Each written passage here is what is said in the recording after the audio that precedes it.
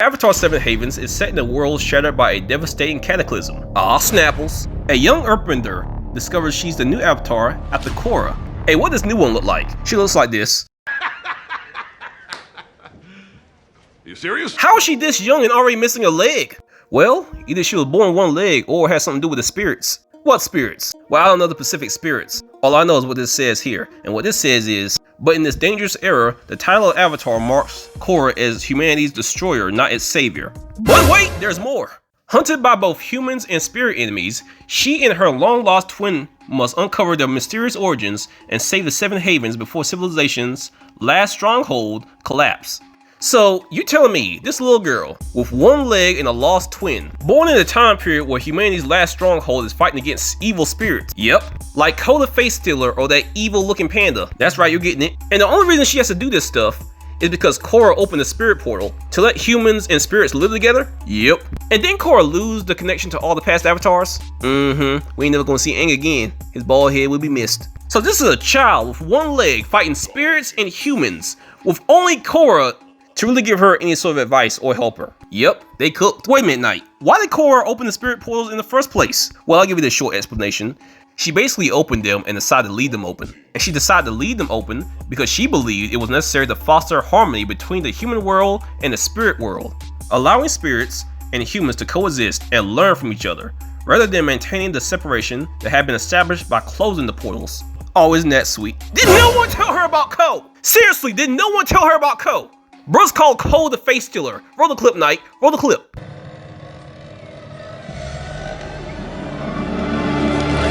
Welcome. Oh, hell no. She think anyone in the human world want to coexist with this? Yeah, he big too. Bruh, look how he moving. Look how he moving, bruh. Knight, we can't defend this character, bruh. Woman got the decision-making skills of a special needs crackhead. Yeah, but the funniest part about this is there's still people trying to defend this character. There are Korra defenders going so far as to call Korra haters misogynist. The worst part about hating Korra is that you can't say it without being called sexist. Because when I told my friend, hey, I don't really like Korra, he immediately said, it's because she's a woman. I'm like, no, it's because she sucks. Well, Knight, I don't know who needs to hear this, but if a woman is the hero of the story and she ends up dooming the world and becomes the villain of the story, and the world is literally on its last legs, trying to correct a mistake that you made, then woman or man, she deserves the hate. I know, right? And you know what makes this worse? Do you remember what happened when Korra opened her first spirit portal? Check this out real quick.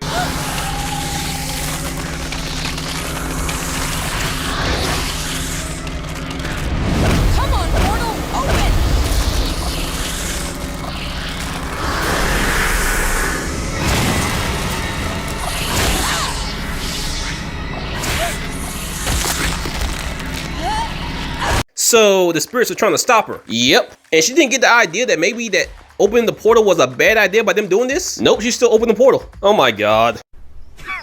Women.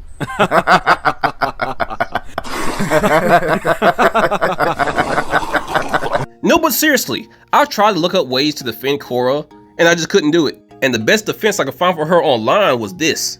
So now that we know that Korra is apparently going to be blamed for some sort of cataclysm and be known as humanity's destroyer, I just want to remind everyone that she made this nice little scrapbook for the future Avatar. Well, ain't that nice? Look at that, Knight. Korra made a scrapbook. Now while the future Avatar is getting her ass beat by spirits and humans, it won't really matter, because at least she'll have a book to read.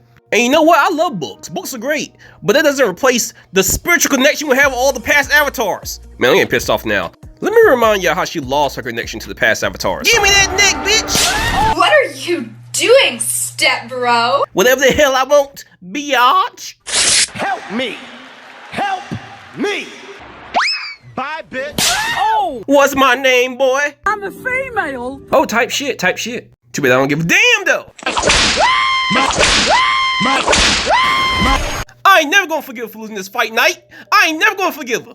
She's supposed to be a prodigy. She was even able to control the 3 elements at a young age. She was trained, Knight. She was trained, and trained apparently by masters. One of them includes Katara. So tell me, Knight, how is she losing here? You know what? It don't even matter. She has so much training, so much confidence, so much arrogance, but she's always losing. Well, this is Unalaq, her uncle in the Dark Avatar, and she doesn't really have much experience with fighting spirits at this point. Yeah, but see, Knight, this ain't the only time she lost, though. Do you remember how bad she got whooped by Kavira? It's been a while. but I got a lot of pent-up rage. Okay, go off, Hulk. Don't mess around. Kuvira is too good. Just go into the Avatar state and get it over with. No, I'm only going to use that as a last resort. A few moments later. Weak.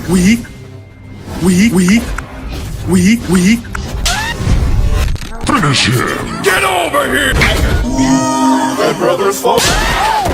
Bruh, this was a one-on-one fight with a normal earthbender. Now don't get me wrong, I know Kuvira is skilled, but the Avatar is literally like a demigod. And Korra literally has all the power, all the training she needs to be able to beat her. Seriously, in Avatar she'll be able to make a hurricane, a tornado, an earthquake. Hell, Avatar Kyoshi moved an entire continent, or country, however you want to say it. She moved it, and she wasn't even in the Avatar state.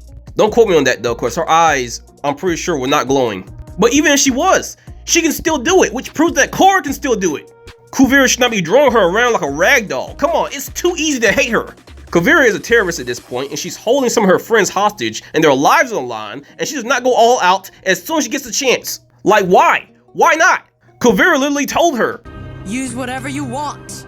All the elements, the Avatar state, anything you need. I know you're a little rusty.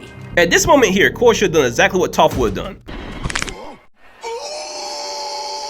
Some say to this day he still can't feel his nuts. Now all I'm really saying about Korra is, if she couldn't win this fight, why did she accept the challenge? Well voiced in her defense, her friends' lives were at stake, but honestly this wasn't a smart choice. And that's exactly what I'm saying, Knight. In fact, I'm saying exactly what everyone else is saying that hates Korra. She makes poor decisions, she's arrogant, she's impatient. You can't even call her a Mary Sue, because a Mary Sue at least wins fights. You ain't wrong. There's honestly a lot of bad things you can say about Korra. And you know, most people don't like her because she's arrogant, cocky, and she basically damned the whole world. And she don't listen. Thank you. And she does not listen. Obviously. Now, I gotta tell you, one of the main reasons I don't like Korra is because of her toxic love life. Now, this has nothing to do with the spirit portals, but do any of y'all remember how she did my boy Bolin?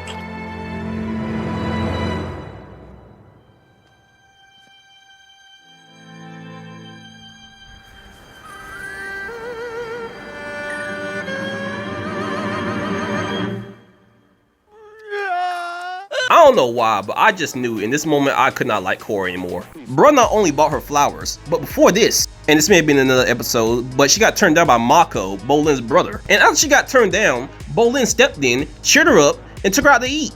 Now this may have been just as friends, but come on now, she knew how he felt. He made it very clear in this moment he was interested in her. Not as friends, but romantically. If she didn't like him, she had plenty of chances to turn him down. But she didn't, and it even got to the point in the show where Mako was like, "What kind of game are you playing?" Pro bending? We've got a quarterfinal match? No, I mean with Bolin. You got him all in a tizzy, and I know you're only using him to get back at me. I am not. We're just having fun together. Now Mako must think like me, because he knew and I knew that Bolin didn't see it that way. And this conversation only gets worse from here. Wait a second. You're not worried about him. You're jealous. Even if he is, he's dating someone already. Asami. You're basically using his brother as a backup plan, and he's told you to your face that he's not feeling the same way about you. Bruh, this shouldn't make me so irrationally mad. I know, it's just a show. But come on! You're supposed to be the Avatar. You know, maybe show a little bit of wisdom here and there. But right now, she acting like she for the streets. And low-key, she really is. Bolin did not deserve this. She had plenty of chances to tell him that she was not interested, and she's kissing his brother. And I haven't even mentioned yet that later in the seasons, she's dating Mako's ex, Asami. Like, I'm sorry, I just feel like I blinked, and all of a sudden Korra's bisexual. Now, I'm not an ally, but I don't really care what people do in the sheets, as long as it doesn't involve me. And this isn't even really about the fact that she's all of a sudden bisexual. She dated Asami's ex, and Asami's ex's brother. Gay or straight, no matter how many years go by, this is not a choice that most people would make. I mean, seriously, are there no other people in the Avatar universe that she could date? You're telling me a tan, tomboy, muscular woman can't find a date with almost anyone else? Anyone else? Are we serious right now? I'm glad Bolin eventually found someone else, because I would have been pissed if he didn't. And I know saying all these things about Korra shows that she has flaws, but there's one thing to have flaws and another to be just completely unlikable. And she would have been a lot more likable if she wasn't arrogant and she wasn't so impatient. And above all, if she actually listened for once.